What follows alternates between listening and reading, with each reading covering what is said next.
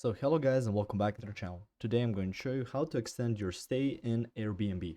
So first of all, go to Airbnb. Once you've gone to there, you can see Airbnb, you can see the search in the middle, and you can see your account login information on here. So once you've logged in, you will see your offers about places in your vicinity which you can rent. Now, in order to extend your stay, once you've reserved or made a reservation, you will go to this part of the page. From here, you can see messages, trips, wish lists. You can manage listings and see some other stuff as well. Go to trips.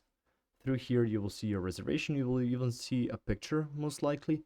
Now, through here, you can go and follow these steps. So on trips, you can go to reservation details, click the change reservation button, change the dates of your stay, and then click on save. After you've changed the dates, review the changes you've made, and click on send request.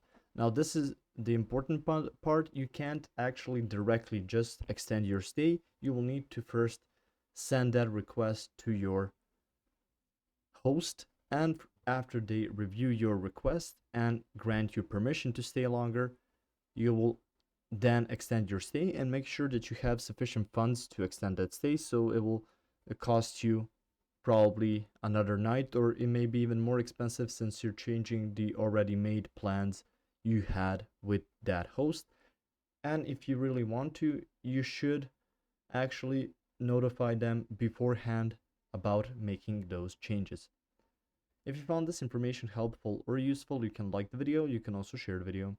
You can subscribe to the channel and click the notification bell to get notified about new videos on Airbnb or some other topics you might find interesting as well. Thank you very much for watching this video, and as always, I will see you guys in the next one. Goodbye.